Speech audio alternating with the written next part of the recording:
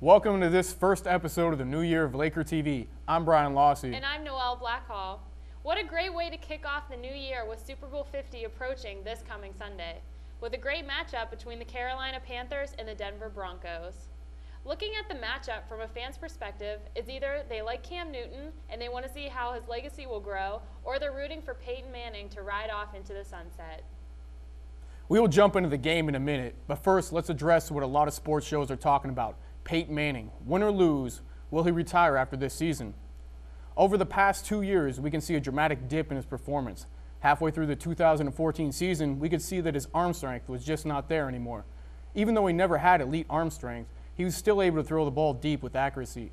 The decline of Manning's 2014 season was blamed on injury. The Broncos came out and said that Manning would be back to his old self after resting up in the offseason. Wow, could a statement be more wrong than that one? During the regular season of this year, Manning led the league in interceptions, even though he only played half the games.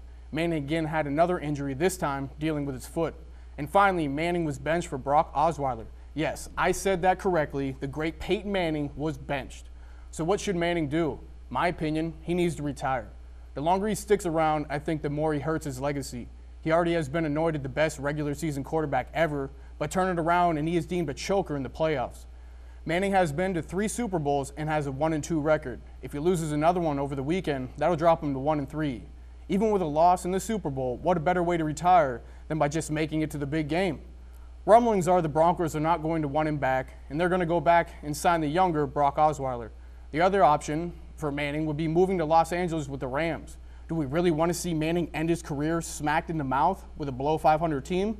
To sail off in the sunset not making the playoffs? I, for one, do not. Please, Manning, hang them up. Hang up the game and go star in the rodeo. Remember, it was you who said that you've been practicing your lasso. What do you think? All right, well, I'm going to have to go off of the Manning talk. I think that this is also going to be his last Super Bowl and his last year running with the Manning era. But we have some history that's coming into this game. Manning is the oldest quarterback to start in the Super Bowl at the age of 39, and he's also bringing the Broncos with him, who have 11 wins with less than 7 points. What do you think about this? I don't know. I think Manning just needs to go, but that's just my opinion. It's one man's opinion. But I guess let's jump into the game. We'll start talking about the offense of the teams, and then we'll head on from there. It's fine by me. All right, well, I'll let you start. All right, well, I want to start talking about the Broncos. I have them winning Super Bowl 50. They have 2 really great running backs, starting with C.J. Anderson and Ronnie Hillman. Yes. And Anderson is number 1 in the league right now. He has 5.9 rushing yards per carry. And I think with Ronnie Hillman, they're going to bring in about 125 yards, which I think is what they're going to need to ultimately beat the Panthers. It's kind of a stretch, but as long as they get that 125 yards, I think they'll be okay offensively. You talking about on the ground, 125 yards? Mm-hmm. Well, I mean, I'm not saying that the Broncos don't have a potent offense. They absolutely have a great offense. But Peyton Manning, that's the whole thing that it stems back to is he going to be able to get the ball there? And then even when he's been getting the ball there, the guys have been dropping it. The one game I think it was they had 7 or 8 drops and Manning hit him right in the numbers. The problem with Manning is he can't shoot outside the numbers and he can't throw over top. So the point is he got to get that box right there, right where you got Luke Kuechly sitting there for Carolina, and that's going to be the problem. If Manning can hit the throws, they have a chance to win on the offensive side of the ball, but I don't know if the arm strength's going to be there. I'm not sure if he's going to be able to deal with a great defense or not.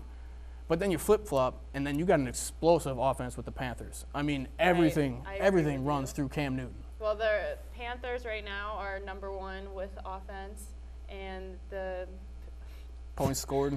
Yes. Yeah. Well, the Broncos are number 1 with defense right now. This is the second time in history that this has ever happened. The last time was the matchup between the Broncos and the Seahawks, but roles were reversed. The Broncos were number 1 in offense, and the Seahawks are number 1 in defense, which we came to see that Manning also could not live up to the expectations for Super Bowl 48.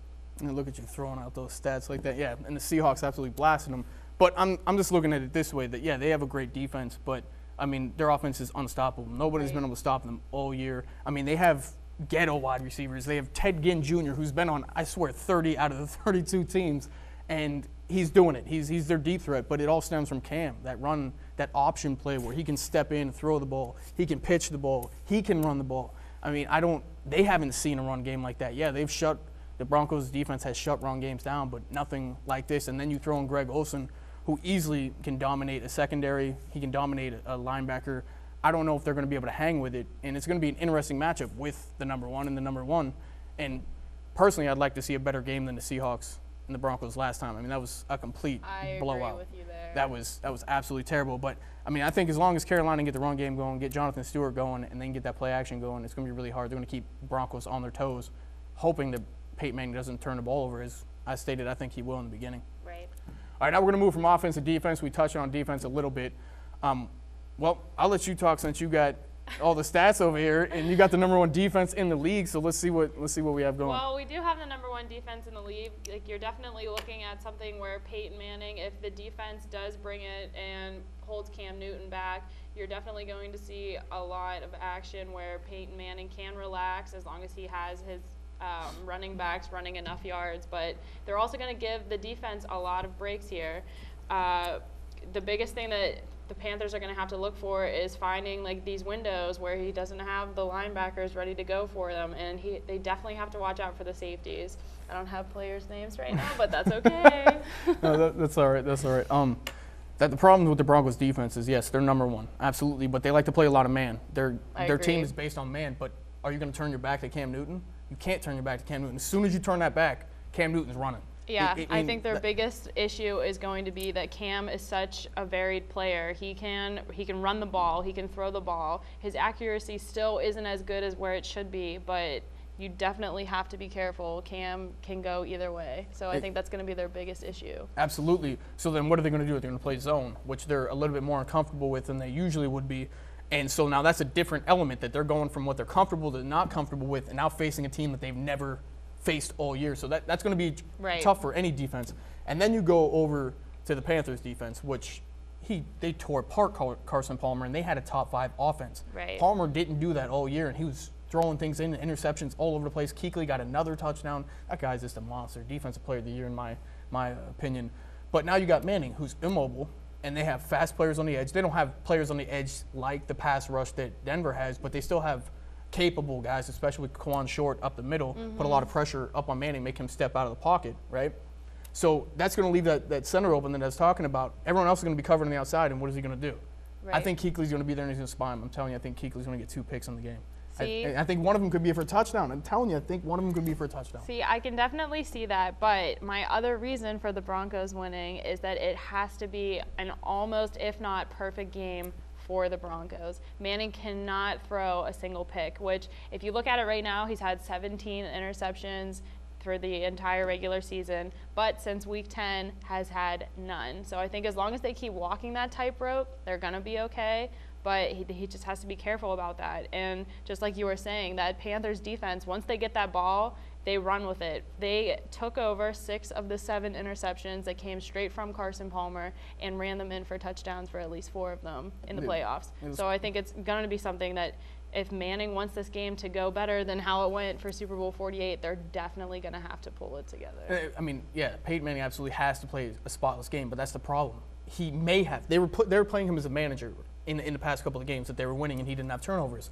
Right. And they weren't playing as explosive defenses. They weren't playing a team with a high-powered offense. Well, the problem is that team, no matter what, the Panthers are putting up points. Even if it's field goals, they may put up 12 field goals in the first half. Who knows? But they're still going to put up the points, and then that's going to put pressure on Manning. And as soon as Manning gets pressured, he's going to want to throw the ball. He's going to want to let it rip, and he's going to turn it over. It's going to happen, but the problem, their D is going to have to bounce them back to keep them in the game. If they don't, I mean, the Panthers are the number 1 scoring team in the first half. I mean, they make everybody come into halftime trailing all the time. So the spotless game is hard to see happening only because the Panthers are going to put up points. They put on pressure on Manning, which is going to force Manning in throws that he hasn't had to make because the teams he played before didn't have that kind of power on offense. So it's going to be really tough to see Manning not do that. I mean, I do have the Panthers. I mean, you see the colors. I even wore the Panther colors. I almost sure could have got a Carolina symbol right there. But I don't want to see Manning get blown out on his last game that, as I said earlier, I think is going to be his last game. I'd like to see it a close game. I do want to see Cam Newton get it. I want to see Cam's legacy build. He's going to win the MVP this year. I'd like to see him win the Super Bowl MVP and win it just to do it. It's enjoyable to watch a guy grow that way. We've seen Manning do it. What he win? 4 or 5 MVPs in a row. He's won a Super Bowl. See new guys take over the reins like Russell Wilson and Cam Newton is just extremely enjoyable. And so I do want Cam for that reason, but I can still see the Broncos, if they played a spotless game, possibly pulling out the win. Yeah, that's my biggest fear is that if they stop walking the tightrope now, then that's going to be the end, and Manning's legacy is going to end without that spark. However, if they do pull it together and they get this win, then Manning's definitely going to go out with a bang. But Cam is also, he's only 25 years old. He definitely has at least 10 more years in the league, and you're going to see a lot more from him. So I have no worries about the Panthers, but I got to go with the Broncos for this game. Hey, that's all right. Everybody has their opinion. All right, well, we do have a bet on this game. We're going to air it next week, and the bet is whoever loses, what we say, has to eat 5 weird flavored jelly beans. All right, there's going to be 5 rows of jelly beans for a loser. One's going to have a gross one on one side, and there's going to be a good one on the other side. And you have to pick one from each row and eat it. And you'll get to see that on air. Welcome to Fan Mail! Well, let's just jump right into it. Beep! There we go. First question. All right. Since the commercials are always good, too, what's the best time to go to the bathroom during the Super Bowl? That's fantastic. Well, I'm just going to answer. You can pause the TV now. So pretty much any time. I guess if you were at a bar, I mean, you'd have to go during the commercials unless there's something, maybe there's an instant replay on the field going on. Maybe that's when you would go. But if I'm at home, I'm just going to pause it and go to the bathroom and come back. Yeah, I'm going to have to say the same thing. We have TiVo in my house, and my dad is always recording things and getting up and leaving and then coming back and rewinding it to see what he missed. So it's kind of annoying, but hey. You can do that now. It's right? Convergence. And you can use the bathroom. Whoop. Next one. Thank you, sir. All right. Bryan, do you truly believe in your pick? Of course I do. Absolutely. I mean, Cam Newton is going to go crazy. He's going to bonkers, win the MVP. He's going to have both MVPs this year. He's going to win. He's overrated? Yes. That is obnoxious. He led the league in touchdowns. Are you kidding? How is he overrated with bunk receivers? All right. We're just going to go on to the next one. Next question. All right, you know what? Do you believe in your pick? I do believe in my pick. It's the final end of the Manning era, and he's going to go out with a bang. Or get carried off the field, whichever one happens first. Or get carried off the field. How do you prep for the big game? Man, these are tough questions because it makes it sound like we drink a lot of alcohol. Well, I'm going to answer for Bryan because he's a Panthers fan for Super Bowl 50. He's going to stand in the mirror for 50 minutes and growl like a panther and then proceed to paint his face. I might do the dab, too. I can't do the dab or the Superman. No. I should just rip this shirt open like, I got a Superman shirt underneath. Oh, that would have been great. My I should have mom did is that. the most embarrassing dabber I've ever seen. She goes like this, like she does like the regular thing, but then she goes like she's like, I can't say that my mom does the dab. It's great. Prep for the Super Bowl, get up, make some chili, have a couple of brewskis, sit down with some buddies, and watch the Super Bowl. It's very simple, very chilled out. Last one. All right, last one. Show us your best touchdown dance. You get to go first. Oh, I gotta go first. Yeah. Okay. You gotta show your purple pants. My purple pants. Well, ladies and gentlemen, I was not prepared for this one.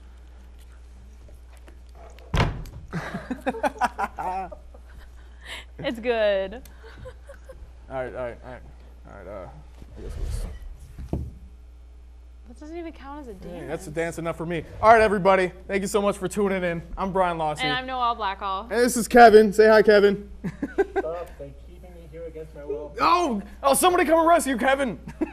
Tune in next time. Take it easy.